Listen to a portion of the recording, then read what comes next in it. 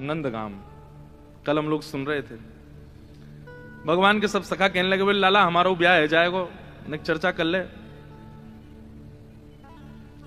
लेकिन पूर्णमासी आई ठाकुर जी से आके बोली लाला चल बरसाने तेरा ब्याह कराए दूंगी। इतने में ठाकुर जी के सखा बोले हम भी चलेंगे संग। बोले तुम नहीं जाओगे, हमारे बिना चलो जाए तो। लाला बोल दे या तो सखान के संग जाऊंगा नहीं तो नहीं जाऊंगा। पूर्णमासी खड़ी है, लाला बरसाने चलेगो? सोई ठाकुर जी बोले हाँ मैं तो चलूंगा। और ये सखा इन्हें रहने दो भले यहीं पर, मैं अकेलो चल दूंगा। सखा बोले अरे लाला तेने सबरी हमारी यारी दोस्ती सब नष्ट कर दी है, नेक में हामी भर दी। बोले तुम तो बूढ़े है गए, तुम्हारा तो ब्याह भयो नहीं, मैं तो कर लूंगा अपनो, मैं तो जाऊंगा। लाला ऐसे मत करे, हम ले चल संग में। कैसे सखा है ठाकुर जी के, पहले तो ठाकुर जी पे इतना भरोसा कर लेते हैं कि हमारे बिना कहीं जाएगा नहीं, ठाकुर जी उन्हीं को छोड़ देते हैं। इतने में ठाकुर जी पूर्णमासी की तरफ चले गए और जाके बोले तुम में तो कोई एक चलेगो मेरे संग। बोले क्यों एक क्यों चलेगो? अरे ससुराल है, कल को हमारी ससुराल बन जाएगा बरसानो, तुम सबरे ऐसे ऐसे काम करो, तुमने ले जाके मैं ना कटवाऊंगा अपनी, कोई एक चलो।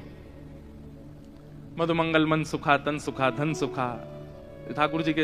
अच्छा इनके नाम हो सकता है कुछ और हो, ये नाम तो ठाकुर जी ने रखे हैं। तन सुखा अर्थ क्या निकलेगा? जो तन से बड़ा सुखी है, लेकिन वास्तव में उसको देखो तो उसकी हड्डी गिनने में आ जाएंगी, शरीर बिल्कुल पतला दुबला। ठाकुर जी एक ऐसे धक्का मारे 3 कलामंडी खा जाए, तन से बिल्कुल सूखा हुआ है, उसका नाम ठाकुर जी ने रख दिया तन सुखा। अब कोई दूर से सुने तो कौन आ रहा? बोले तन सुखा आ रहा। बोले तन से बड़ा सुखी, लेकिन देखने में बिल्कुल विपरीत है, उसका नाम ठाकुर जी ने तन सुखा रखा। एक है मन सुखा, मन से जो सुखी है, लेकिन उसको देख लो तो ऐसा लग रहा है कि रो रहा है क्या। बात है ठाकुर जी जब पहली बार मिले तो ठाकुर जी बोले अरे तू रो काई को रो? बोले रो ना रो, मेरो चेहरा ही ऐसा है। ठाकुर जी अरे तू तो मन सुखा, भैया को नाम मन सुखा रख दो। एक आयो, वो 4 दिन एक ही कपड़ा ने पहने, 5-5 दिन तक एक ही कपड़ा ने पहने, ना नहावे ना धोवे। अरे तू कपड़ा ने कई गुना बदल रहा है, एक ही कपड़ा में सबरे दिना ने कर दे। बोले लाला धोवे पड़ेंगे, श्रम है जाएगा, बड़ी मेहनत होगी। ठाकुर जी बोले ऐसा कंजूस है, धन खर्च ना करो, या को नाम धन सुखा। तन सुखा मन सुखा धन सुखा। ये ठाकुर जी के सखा हैं। एक सखा को ठाकुर जी संग ले गए। अब कल हमने एक लीला सुनी थी कि ठाकुर जी जोगी बन करके गए और किशोरी जी से मिल, ऐसे ठाकुर जी अनेक रूप बना बना करके गए हैं पहले। ये तो हम सीधे अब ठाकुर जी के विवाह के लिए अपने आप को दिखावे जा रहे हैं बरसाने यहां पर, इससे पहले बहुत लीलाएं हो चुकी हैं। एक लीला और आती है कि एक बार ठाकुर जी श्यामा सखी बन करके गए। श्यामा सखी कैसे? ठाकुर जी ये विचार करके गए मैं जाके किशोरी जी के मन की देख के तो आऊं, ये मेरे सामने तो प्रिय प्रिय बोले, मोए मेरे बिना ही मेरे बारे में कहा बोले, मैं एक बार सुन के तो आऊं। तो ये पूर्णमासी वाली लीला से पहले एक बार और बहुत बार ठाकुर जी बरसाने जा चुके हैं। एक बार ठाकुर जी श्यामा सखी बन के गए। कैसी सखी? नीचे लहंगा पहनो है, ऊपर चुनरी पहनी, बिल्कुल यहां तक पूरी चुनरी लगा ली है, हाथन में बढ़िया चूड़ी पहनी है, कानन में कुंडल पहने हैं, क्षुद्र घंटे का यशोदा मैया ने पहनाई, वहां में छोटी छोटी घंटी लग रही हैं, वह कौंधनी बना करके कमर में पहनी है, पामन में पाजेब पहनी। ठाकुर जी गए श्यामा सखी बन करके किशोरी जी के पास, बरसाने में प्रवेश किया। सबरी गोपी कहें आहा कैसी मनोहर चाल है, नेक सी गोपी कैसी मटक मटक के चल रही है। अरे सखी तू कौन की लाली है? ठाकुर जी तेज तो हैं बोलने में, जो पूछे तू कौन की लाली? बोले तेरी हूं, भूल गई। अरे बड़ी चपड़ चपड़ बोला है। पहुंच गए ठाकुर जी बरसाने। बरसाने में द्वार पर जाकर के सखीन से बोले मुझको भीतर जान दो। सखी बोली कौन हो तुम? बोली मैं श्यामा सखी हूं। कहां ते आई हो? बोले पास के गांव नंदगाम ते आई हूं और मुझ किशोरी जी ते बहुत जरूरी बात करनी है, मुझको मिलवाओ। एफ ले लो भैया।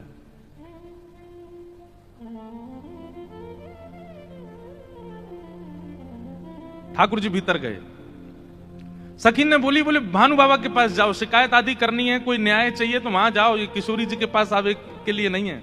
और नहीं हम तो किशोरी जी से ही बात करेंगी, ऐसी बात है कि मैं वृषभानु जी से ना कह सकूं। सकीन ने जाकर के भीतर किशोरी जी से कही हे लाडली जो, बाहर एक गोपी ठाड़ी है और यूं कह रही है कि वह आपसे ही बात करनी है और आपसे बात करके कछु न्याय करानो है। किशोरी जी बोली, अच्छा बुलाओ भीतर। द्वार खुले। आहा, ठाकुर जी बढ़िया चुनरी पहन करके, ये गजगामिनी सी चाल। एक तो चाल ही ठाकुर जी की टेढ़ी मेढ़ी, ऊपर से सखी बन करके और ज्यादा बनावटी चल रहे हैं तो इतने प्यारे लग रहे हैं। किशोरी जी सिंहासन पर विराज रही हैं और श्याम सुंदर भीतर आ रहे हैं। सब लोग ध्यान से सुनिए। जैसे ही द्वार से भीतर आनो भयो, किशोरी जी तो कहें, अरे सखी, या की चाल तो देख कितनी बढ़िया है। ललिता विशाखा बोली, हाँ चाल तो बढ़िया है। अरे देखियो, या की कमर कैसी सुंदर लग रही है। ललिता विशाखा बोली, श्री जी, आपको पहली बार कोई सखी पर मोहित रहते हुए देखो हमने। आप तो सदा प्रियतम श्री श्याम सुंदर पे ही मोहित रहे हैं, लेकिन आज पहली बार। अरे पता ना, या की चाल ढाल और जो जो अंग या के दिखाई दे रहे हैं, जैसे घूंघट पकड़ी चल रही है, यहां से भुजा दिख रही है, नेक नेक थोड़ा उधर भी दिखाई दे रहा है, थोड़े थोड़े चरण भी दिखाई दे रहे हैं, जो जो अंग मुंह को दिख रहे हैं ना, इतने प्रिय लग रहे हैं कि मैंने ऐसी प्रिय स्वरूप तो पहले देखो नहीं है। अरे ललिता, तू मेरी एक बात, अभी मिले नहीं है ठाकुर जी। और किशोरी जी कहने, ललिता तू मेरी एक बात सुन। बोल, कहा, ये जो भी बात करे वो सुन लेंगे, फिर बाकी बात याकू अपने सखी समाज में ले लियो। मुख बड़ी भारी है, अभी याकू मुख नहीं दिखो, मुख में तभी यहाँ पे मोहित है गई हूं। विशाखा जी बोली, नहीं रुक जाओ, आन तो दो, बात तो होने दो। किशोरी जी आज जैसे ठाकुर जी को देख के हो जाती है, वैसी हो गई है एक सखी को देख। स्वयं पर भरोसा नहीं हो रहा है किशोरी जी को कि मैं ऐसी क्यों है रही हूं। ठाकुर जी आके सामने खड़े है गए, उन्हें एक बनावटी सी आवाज भी बना ली ठाकुर जी ने। किशोरी जी बोली, कहो सखी, कहा नाम है तुम्हारो? अजी मेरो नाम तो श्यामा सखी है। स्वर सुनते ही किशोरी जी के नेत्र बंद है गए। ललिता जी को हाथ पकड़ के कहें, मुंह को कहा है रो है, या की चाल, या के रूप रंग सब देख करके तुम, या के स्वर में भी कछु आकर्षण है। ललिता जी बोली, श्यामाजू ऐसे ना करो करें। अरे वो सखी है, वहां पे आप मोहित का ही बोले, ना पता ना, या मैं तुम्हें ना लग रहा आकर्षण, बोलना हमें तो ना लग रहा। मैं एक बात कहता हूं बंधु, हमारे ठाकुर जी कैसे हैं? रूप, रस, स्पर्श, गंध और शब्द, ये पांचों से आपको अपनी ओर आकर्षित करने की सामर्थ्य रखते हैं। आप कहो कि मैं नेत्रों से देखूंगा नहीं, तो फिर श्री कृष्ण मुझे कैसे भाएंगे? वो कान में ऐसा स्वर बोल देंगे कि स्वर से आप उनके हो जाओगे। आप कहो कि मैं नेत्रों से देखूंगा भी नहीं, कान से सुनूंगा भी नहीं, फिर श्री कृष्ण मुझे कैसे अपनाएंगे? अरे वो अपने अधरामृत को नेक कछु तिनका आपकी जिह्वा पे धर देंगे, वही से आप उनके हो जाओगे। आप कहोगे मैं नेत्र भी बंद कर लूं, कान भी बंद, मुख भी बंद, अब श्री कृष्ण मेरे कैसे होंगे? तो वो आपके बगल में आके खड़े हो जाएंगे, उनकी तन की सुगंधी नाक से भीतर जाए, वही से उनके हो जाओगे। आप कहो आंख, कान, नाक, मुंह सब बंद कर लूं, अब श्री कृष्ण मुझे कैसे अपनाएंगे? तो वो केवल अपनी कनिष्ठ उंगली से आपके तन को छू देंगे, वही से उनके आ जाओगे। वो स्पर्श ही इतना सुखदायी होगा कि आप उनको छोड़ नहीं पाओगे। किशोरी जी कह रही हैं, अरे मैं अपने आप पे तो बाहर जा रही हूं, ये सखी कैसी है, या कि स्वर कितने सुंदर। ठाकुर जी खड़े खड़े बोले, अरे श्यामाजू, मुंह को इतनी देर है गई खड़े खड़े, आप मेरो न्याय करोगी कि नहीं करोगी? किशोरी जी बोले, अरे मैं तो ऐसे बहल गई, बताओ कहा बात है? बोले, मैं आपसे आज न्याय की याचना करके आई हूं। मैं रहूं नंदगाम में, और नंदगाम में नंद बाबा के महल के बिल्कुल समीप ही मेरा घर है। तो विशाखा जी बोली, तो नंद बाबा के पास जाती न्याय लेवे, तुम बरसाने का आई हो? बोले, वहां नहीं मिलेगा, यही मारे तो यहां आई हूं। और बात इतनी गंभीर है कि मैं वृषभानु बाबा से ना कह सकूं, आप तो ही कहूंगी। किशोरी जी बोली, कहो। श्यामा सखी रोने लगी, ठाकुर जी रोने लगे, आंसू ने पहुंचने लगे। अरे मैं कहां बताऊं, कैसे मोहते कहूं, मुझ को तो लज्जा आ रही है बतावे में। श्री जी बोली, ऐसे मत करो, बताओ बताओ कहा बात है? बोले, कल परसों में दही बेक बेक के काजे जाई रही, इतने में मार्ग में श्याम सुंदर आए गए। किशोरी जी थोड़ी सहम गई, श्याम सुंदर? बोला, हाँ। अरे तुमने उनको बड़ी प्रशंसा सुनी है, उनकी बड़ी महिमा सुनी है, पर तुम उनके अंदर की नहीं जानो हैं, उनमें वो आकर्षण क्यों नहीं बन पाता? किसी की निंदा नहीं है, सारे रूप अपनी जगह व्यवस्थित हैं, पूजने के अधिकारी, वंदन के अधिकारी, पर जो आकर्षण श्री कृष्ण में है वो सारे रूपों में क्यों नहीं है? क्योंकि श्री कृष्ण जी का जो ये रूप प्रकट हुआ है ये किशोरी जी को सुख देने के लिए हुआ है। अरे वो किसी सखी के संग कोई लीला भी करते हैं ना, वो इसलिए कर रहे हैं कि ये लीला किशोरी जी को पता चले और वो प्रसन्न हो जाएं सुन करके।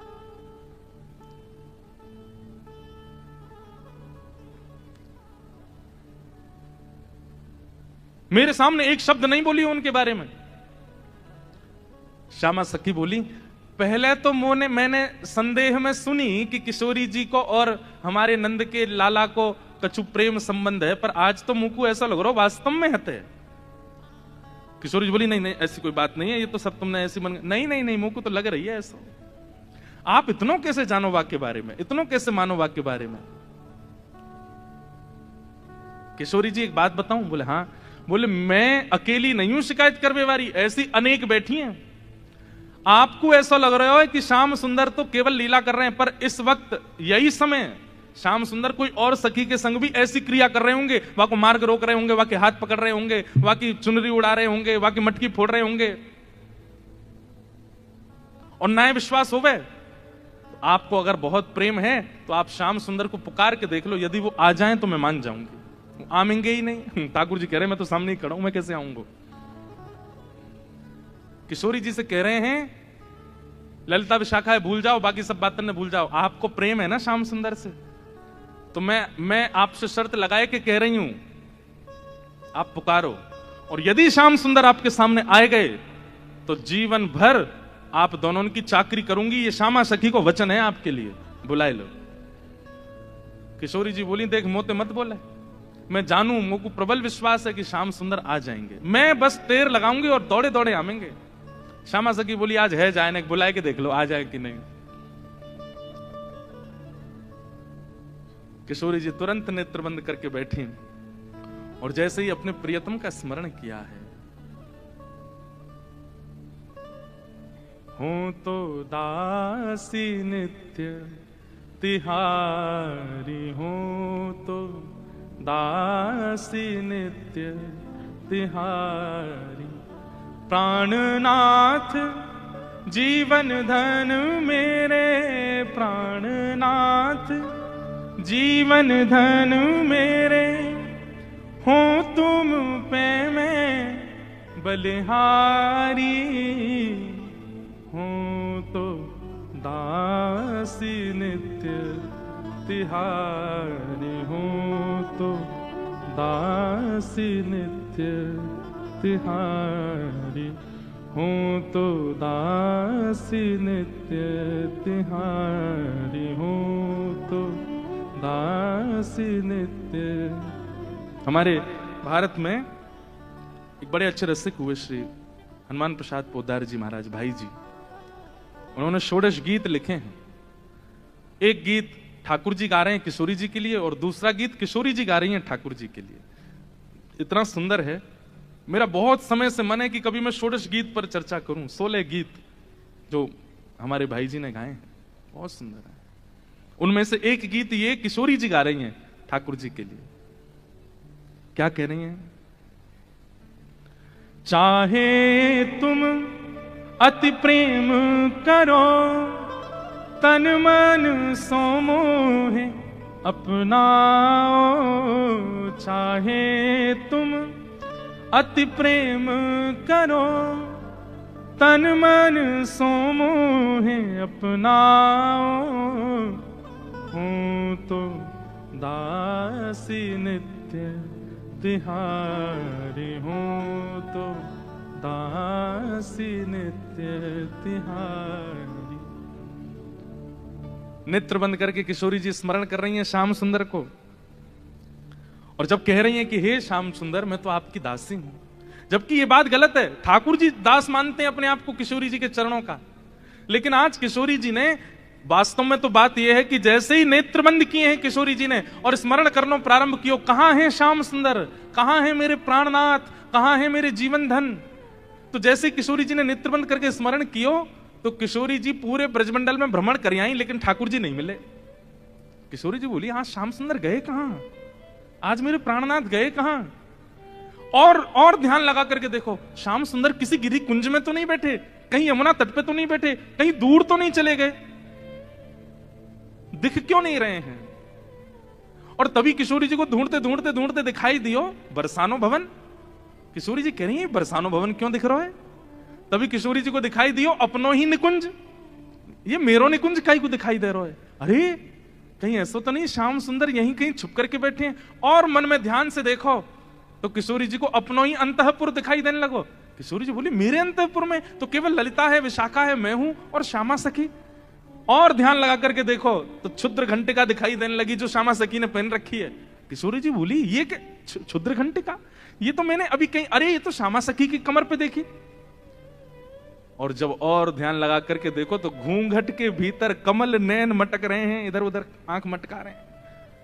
तुरंत किशोरी जी ने नेत्र खोल करके गई श्याम सुंदर आप तो सामने ही खड़े हो।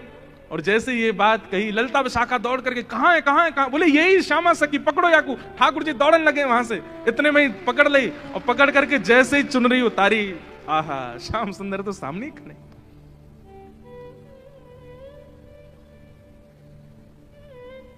कैसा प्रेम है ये प्रेम, इसको आप संसार में घटा ही नहीं सकते हो। अब तो ललिता विशाखा पकड़ करके खड़ी हैं और ठाकुर जी की ऐसी बेणी, आहा नथबेसर पहनी है नाक में, ऐसी सुंदर बिंदी लगा करके आए, काजल लंबो लंबो खींच के आए, अपने घुंघराले केशन की बढ़िया बेणी गूंथ करके जैसे कोई छोरी तैयार हुए ऐसे बन के आए। किशोरी जी बोली पकड़ के रखो अब इनको, ने रज रज के देख तो लूं आज, हैं सामने आए कि श्यामा सखी बन के अपनी बुराई कर रहे हो मुझे। अरे श्यामाजू मैं तो आपके हृदय की जान में आयो कि आप मेरे बारे में कैसी विचारधारा रखो, मेरे बारे में आपके हृदय में कैसे भाव हैं। किशोरी जी बोली तो कहा सुनो आपने कैसे भाव हैं? बोले मुंह को ऐसा लगो करतो कि मुंह से ज्यादा प्रेम कोई ना कर सके या संसार में। पर हे श्यामाजू आज आपके प्रेम के भाव पर तो मैं भी बिक गयो, आपको प्रेम तो अटूट है। अरे आप तो ऐसी हैं कि आप बैठी कहीं भी हों लेकिन आपके चिंतन में सदा मैं विराजमान रहूं। मैं कहां जाऊं, कहां करूं, कहां खाऊं, कहां पीऊं, कैसे आऊं, आपको सब पता है।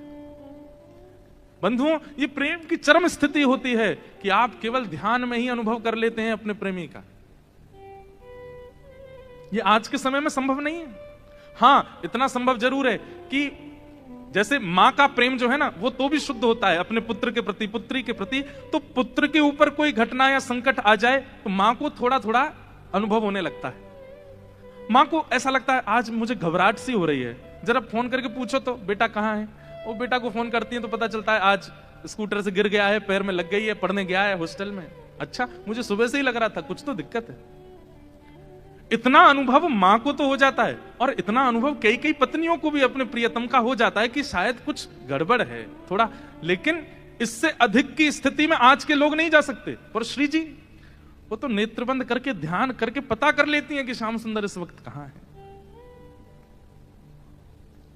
मेरे प्रियतम कहां है।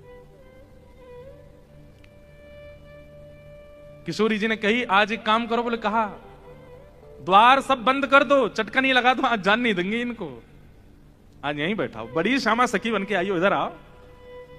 ठाकुर जी बोले अरे श्यामा जी मैं आपके चरणन को पूजूं, आपसे हाथ जोड़ रहा हूं, मुझको छोड़ दो। बोलना है आज तो याकू नई दुल्हन बना के यशोदा के पास ले चलेंगे और यशोदा जी से कहेंगे देखो हमारे गांव की एक नई दुल्हन आई है, अभी अभी ब्याह भयो, याकू आशीर्वाद दे दो। और जब यशोदा मैया अपनी लाला को चिर सौभाग्यवती जब आशीर्वाद देंगी तब आवेगो आनंद। किशोरी जी आपसे हाथ जोड़ूं, पाम परूं, ऐसा मत करियो, यशोदा मैया के आगे नाक कट जाएगी मेरी, ऐसे छोरी बनो डोलूं, वो वैसी मेरे पीछे पड़ी रहे। ए लाला ने अपनी चाल सुधार, दूर से ऐसा लगा कोई गजगामिनी छोरी आ रही है का। उन्हें पता चलेगी मैं लहंगा भरिया पहन के डोल रहा हूं, बहुत बहुत नाराज, उनके सामने नहीं, आपके सामने आ सकूं ऐसे। किशोरी जी को इतना अच्छा लग रहा है कि आज श्याम सुंदर घबरा रहे हैं। इतना घबरा का ही करो, यहां पे बैठो, बगल में बैठा। सब सखी लाई किशोरी जी के बगल में ठाकुर जी को बैठाए दियो। अब श्री जी के मन में कौतिक आयो है, अरे ललिता विशाखा, ठाकुर जी को हाथ पकड़ लियो, ठाकुर जी घबरा रहे हैं, जन कहा करेंगी। नेक्स्ट सामने तो आओ ललिता विशाखा, दोनों सामने आ गई और बोली देखो हमेशा या सिंहासन पर प्रिया प्रियतम विराजमान हूं मैं, लेकिन आज दो दो प्रिया बैठी हैं, एक श्याम प्रिया एक गौर प्रिया। अब ये बताओ दोनों में सुंदर ज्यादा कौन लग रहा है? ये ज्यादा सुंदर लग रहे हैं या मैं ज्यादा सुंदर लग रही हूं? लहंगा इनने भी पहनो, मैंने भी पहनी है, बेनी मैंने भी गुथी है, इनने भी गुथी है, माथे पे बिंदा मैंने भी लगाया हो, आंखन में काजल इनके भी, मेरे भी, सब कुछ। अब तुम दोनों बताओ, हम दोनों में सुंदर ज्यादा कौन लग रहा है? श्याम सुंदर, ऐसे रो मत, मुस्कुराओ, कचुकर थोड़ी नहीं हूं मैं। ठाकुर जी मुस्कुराने लगे। अरे ललता, बताए दे आज सुंदर कौन है? और देखते देखते देखते अश्रु भराते हैं नेत्रों में। बोले आप ही बताओ ना, क्या करें? दोनों ही समान लग रहे हो हमको, दोनों ही एक जैसे लग रहे हो, दोनों में ये न्याय करना बड़ा मुश्किल है। ठाकुर जी आप ही कछु संकेत करो, क्या बताएं? तो जैसे ठाकुर जी ने देखी ललिता विशाखा बड़ी परेशान है गई हैं, तो पहले ठाकुर जी नेत्र बंद कर लिए, और नेत्र बंद करके मानो ऐसे करके बैठ गए। बोले कि अगर तुमने इनको श्रेष्ठ बतायो तो फिर याद रखियो, तुम बच के दिखाइयो मोते। और श्री ललिता विशाखा सोच रही भाई जीनो तो हमें श्री जी के संग है, और श्री जी की अगर हम प्रशंसा कर देंगे तो ठाकुर जी नहीं छोड़े, ठाकुर जी की कर देंगे तो फिर श्री जी कहेंगे अच्छा जाओ नंदगाम में बोरिया बिस्तर लेके जाओ, वहीं रहो, यहां नहीं रहना। अंत में ठाकुर जी से कहने लगी, बोले इशारे में ही बात हो रही है, कुछ कह नहीं रहे। बोले बताओ तो क्या करना है? अंत में ठाकुर जी को दया आ गई, और दया आके ठाकुर जी ने ऐसे इशारा किया, बोले इन्हीं की बताओ, बेसर इन्हीं की अच्छी है।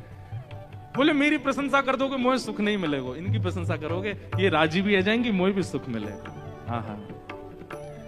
कछु एक सरस लली की बेसर, एक सरस लली की बेसर, कछु एक सरस लली की बेसर, एक सरस लली की बेसर, कौन की अतनी की बेसर, कौन की अतनी की बेसर, कौन की अतनी की बेसर, कौन की अतनी की। अंत में ठाकुर जी ने इशारा कर दिया, बोले इन्हीं की बेसर नी की है, यूं कह दो। और ललिता विशाखा बोली कछु नेक सरस, ये नहीं स्पष्ट बोला कि श्री जी की बेसर, श्री जी को श्रृंगार ज्यादा सुंदर है। क्या कह रही है? बोले हे नंद नंदन हमें क्षमा करियो, कछु नेक सरस लली की बेसर, आपसे नेक, नेक ज्यादा नहीं, नेक सुंदर हमारी श्यामा जी लग रही है। और ये बात कहते ही ठाकुर जी सिंहासन से नीचे आ गए कि अरे जय हो हमारी श्यामा जी की जय हो, हमारी लाडली जी की जय हो, हमारी वृषभानु दुलारी की जय हो। सब जय जयकार करने लगे। किशोरी जी बड़ी आनंदित है गई, लेकिन मनी मन सोचने लगी अरे ललता तेने गलत किया, ठाकुर जी ज्यादा सुंदर लग रहे हैं। अब ललता जी बोले अब ये लो, ये अलग लड़ाई होगी, अब ये यूं लड़ेंगे कि तुमने मेरी काय को कह दी। तेने देखी ना, देख कैसी बेसर पहन के आए, देख कैसी भौं लग रही है, कैसी, तेने गलती कर दी मेरी प्रशंसा, इन्हीं की करनी तो है। आप कह रही हो तो यही सुंदर, अच्छा तो या को मतलब तेने वास्तव में ना कही, अब इनके पक्ष में चली गई। बड़ी भोली है हमारी श्री जी, बड़ी सीधी। सेवा धर्म का एक स्वरूप और होता है, हां में हां, ना में ना। हमारे सेवक जो कहते हैं वो, हमारे स्वामी जो कहते हैं उसमें हाँ है। हमारे स्वामी अगर कहते हैं रात्रि के 2 बज रहे हैं तो समझो 2 ही बज रहे हैं। हमारे स्वामी कहते हैं कि भाई बड़ी ठंडी पड़ रही है तो कंबल लाके उड़ा दो, बोले ठंडी होगी जेठ के महीना में। ये सेवक धर्म है भैया, ये सामान्य नहीं। अपनी बुद्धि मत चलाइए। आजकल के सेवक तो विचित्र होते हैं।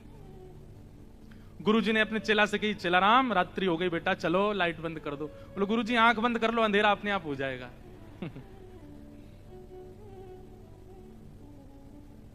चेला राम देखो तो सही बाहर बारिश हो रही है कि नहीं। गुरुजी अभी बिल्ली आई थी तो पाम में पानी नहीं था, इसका मतलब बारिश नहीं हो रही है। इतने आलसी। चेला राम बड़ी हवा चल रही है, किवाड़ बंद कर दो। गुरुजी 2 काम मैंने कर दिए, तीसरा आप कर लो। ऐसे चेला है आजकल। तो सेवा धर्म कैसा है? ठाकुर जी कहें हां तो हां, ठाकुर जी कहें ना तो ना। हम एक पर्ची वाला क्रम करते हैं अपने ठाकुर जी के संग। अब तो मैं करता ही नहीं हूं। क्यों? वो ना ही करते हैं हर बात पे, हर बात पर ना बोल देते हैं, ना ये नहीं करनो, ये नहीं करनो। इसलिए हम पूछते ही नहीं है। तो ठाकुर जी एक दिन मैंने अपने लाल जी से कि मैं अब नहीं पूछूंगा, हर बात पर ना बोल देते हो। तो उस दिन रात्रि का श्रृंगार ऐसी जोर से मुस्कुरा रहे थे, बोले मैं तो खेल हूं तेरे संग, तू जितनी बार पूछोगे नहीं बोलूंगा, तो पूछे ही मत, अपनी बुद्धि विवेक तक कर। तो उस दिन से हमने ये समझ लिया कि ठाकुर जी कह रहे हैं भाई अब तुम छोटी छोटी बात भी मुझसे थोड़ी पूछोगे, अपने बुद्धि विवेक से करो, जब लगे कि जीवन में बड़े घेराव आ गए अब क्या करें तब मुझसे पूछो। कई बार ठाकुर जी की ना में हां होती है और हां में ना होती है, समझ नहीं आता है। ऐसे प्रिया प्रियतम की मधुर लीला हुई। इसके बाद में यूं कहते हैं कि प्रिया जी इतनी भाग गई किशोरी जी ठाकुर जी के स्वरूप पे, वैसे ही ले गई ठाकुर जी को नंद भवन, बिल्कुल घूंघट वूंघट लगा करके। और यशोदा मैया तो जाके बोली, हे यशोदा मैया, अरे किशोरी जी कैसे आई आप? अरे लाली तू कैसे आई? अरे कहा बताऊं, एक नई बहू आई है ना, कि आपको आशीर्वाद दे दो। ठाकुर जी को सौगंध दे के लाई, बोलोगे नहीं? ठाकुर जी आए घूंघट वूंघट पहन करके। यशोदा मैया, अरे बड़ी सुंदर, देखियो जाके पाम हाथ तो बिल्कुल मेरे लाला जैसे लग रहे हैं, सांवरी सी है बिल्कुल। मैया या को आशीष दे दो, या को ब्याह है व्यवहार हो है। अच्छा कहां ते ब्याह होगा? बोले बरसाने के गोप ते ब्याह है रो या को। मैया बड़ी निपुण है, खानो बनानो जाने, नाचनो जाने, गानो जाने सब। यशोदा मैया बोली अच्छा लेकिन नाच के दिखाइयो। घूंघट में ठाकुर जी नाच रहे हैं यशोदा मैया के आगे। मैया बोली, अरे तू बड़ी विलंब ते मिली मोए, किशोरी ते पहले मिल गई होती, तेरो ही ब्याह कराती अपने लाला ते। ऐसी सुंदर। ठाकुर जी ने अंत में जैसे ही मुखमंडल ऊपर किया, अरे बजमारे तू कहां से आयो यहाँ पे? अरे मैया मैं कहा बताऊं, ये सब ऐसी लीला करें मेरे संग, ऐसा आनंद करें। यशोदा मैया बोली, अरे श्यामाजू गलती तो छोरा है गो, या लक्षण सब छोरी कैसे हैं? केवल नाम को छोरा है, बाकी खान पान पहन चाल वाल सब छोरी किसी आके। अच्छा ये सब है नहीं, वास्तविक नहीं है ये सब। ठाकुर जी सबको मोहित करने के लिए करते हैं। नहीं, वही मथुरा आ जाते हैं और जब द्वारिका आते हैं थर थर कांपते हैं राजा। पौरुष है ठाकुर जी में, ठाकुर जी का ऐश्वर्य है, लेकिन व्रज वृंदावन से इतना प्रेम है, ठाकुर जी ने सब कुछ छुपा रखा है, किसी को प्रकट नहीं होने देते। अरे वंशी बजाते हैं बस, मधुर लीला करते हैं, ये क्यों? प्रेम, बहुत प्रेम है ठाकुर जी को ब्रजवासियों से। तो ठाकुर जी आज पूर्णमासी के साथ बरसाने गए। बरसाने जैसे ही गए, सब अटारियों पर सखियां खड़ी हो गई, सब खड़े होकर के देख रही हैं, आहा रूप तो सुंदर है, कारो है लेकिन सुंदर तो लगे, चाल देखो चाल कितनी अच्छी है। ये कीर्ति मैया ने योजना इसलिए बनवाई ताकि सब बरसाने के लोग प्रिया जी की विवाह में राजी हो जाएं ठाकुर जी के प्रति। सब इतने राजी है गए, मैया को तो मनो राजी है जाए, पर सब इतने राजी है गए कि अपनी अपनी छोरी ने सजा धजा के लिया है, यंते ब्याह जाए इनको। भीतर गए, बड़ी अद्भुत लीला, बड़ी विस्तृत लीला है। और उसके बाद सब सखियां ठाकुर जी को कुछ कहती हैं और उनका प्रत्युत्तर मधुमंगल देता है, ऐसा नहीं ऐसा, ऐसा नहीं ऐसा। अंत में प्रिया जी आई, प्रिया जी को देख करके ठाकुर जी मोहित है गए। और वहां कल किशोरी जी की गोद भराई, भाई आज यहां ठाकुर जी को टीको कर दियो। मैया ने कही लाला अब तू तैयारी कर ले, अब तुम्हारा ब्याह करेंगे का दिन। और ऐसे करके दोनों के ब्याह पक्का भय। बड़ी लीलाएं हुई, सब लीलाओं का तो विस्तार है। मूल रूप में ये बात क्या है, ये कथाएं कौन सुन रही हैं? 16,100 राजकुमारियां सुन रही हैं। कृष्ण विरह में विरही वो राजकुमारियां सुन रही हैं और श्री उद्धव जी सुना रहे हैं। और श्री उद्धव जी के मुख से ये भाव सुनकर के उनके नेत्रों से अश्रुपात हो रहे हैं। कृष्ण विरह कम लगने लगा, कृष्ण विरह फीका लगने लगा। अब तो ब्रजवासियों का प्रेम भाव वही नेत्रों से छलक रहा है। अब उद्धव जी महाराज पूछते हैं, आप सबकी अब इच्छा क्या है? कृष्ण चाहिए? बोले कृष्ण नहीं चाहिए, अब तो हमको किशोरी जी के चरणार विंद चाहिए, अब तो इन ब्रजवासियों के चरणार विंद चाहिए, या ब्रज में अखंड वास मिल जाए, बस हमें यही चाहिए और कुछ नहीं चाहिए। ऐसी भावना है। इन सब भावों के साथ बड़ी लीलाएं सब सुना रहे हैं। आज कथा का यहाँ विश्राम हो रहा है। हम गांधी धाम वैसे तो आते रहते हैं हर साल ही, और इस बार तो 2 बार आना हो गया है। अप्रैल में भी आए, अभी भी आए। आपकी इच्छा तो रहती है, हमारी भी इच्छा बार बार यहाँ आने की होती रहती है। अच्छा लगता है, इतने वैष्णव भक्त वृंद एक साथ कथा रस श्रवण करने के लिए एकजुट होते हैं। वो बात अलग है कि कीर्तन संकीर्तन में बोलते नहीं है कुछ भी, पद पदावलियां तो गानी चाहिए पीछे, लेकिन सबका अपना अपना स्वभाव स्वरूप होता है। लेकिन आप सब लोग बड़े भाव से कथा श्रवण करते हैं। हमारी ऐसी भावना, आप रहें गांधी धाम में, तन आपका गांधी धाम में रहे पर मन में श्री वृंदावन आ जाए, मन में श्री वृंदावन रहे। बंधुओं, ये लीलाएं बड़ी गुप्त हैं, बड़ी गोपनीय लीलाएं हैं। इन लीलाओं का ज्यादा उजागर मत कीजिएगा, बस चित्त में धारण कर लीजिए। जब कभी लगे बड़ी टेंशन आ गई है, उथल पुथल हो रही है संसार में, एकांत में बैठ जाइएगा अपने ठाकुर जी के पास, किवाड़ बंद कर लीजिएगा और मधुर नेत्र बंद करके ठाकुर जी को चित्त में, फिर इन लीलाओं का चिंतन करना। कैसे ठाकुर जी श्यामा सखी बन के जाते हैं, कैसे ठाकुर जी मयूर बिहारी बन के जाते हैं, कैसे ठाकुर जी जोगी बन के जाते हैं, क्या क्या लीलाएं करते हैं, कैसे किशोरी जी ठाकुर जी की वंशी बजाती हैं, आदि आदि, ये सब लीलाएं हैं। इनका चिंतन करते ही ऐसा लगेगा कि संसार में कोई कष्ट है ही नहीं, दुख है ही नहीं, सब आनंद है। तो बस राधा कृष्ण निरंतर जपते रहिए, लीलाओं का स्तवन करते रहिए, अपने जीवन में भक्ति का संचार करते रहिए। कभी अभिमान मत कीजिएगा। ठाकुर जी को बाकी दोष प्रिय लग जाएंगे, उनसे भी ठाकुर जी मिल जाएंगे, लेकिन एक तो ईर्ष्या और एक अभिमान, इन दो दोषों को चित्त में मत आने दीजिएगा। बस क्रोध को आने दो, लोभ को आने दो, बाकी सबको ठाकुर जी देख लेंगे, संभाल लेंगे, नाम जब से सब निवृत्त हो जाएगा। पर ये दो रोग चित्त के कौन कौन से, अभिमान और द्वेष, ये तो कैंसर हैं, इनकी कोई दवाई नहीं है। ये तो हो जाते हैं तो फिर तो किशोरी जी प्रिया जी प्रसन्न होंगी तो ही आप ठीक हो सकते हो। इसलिए भैया इन दो दोषों से बचो, बड़े भाव से वृंदावन को भजते रहो।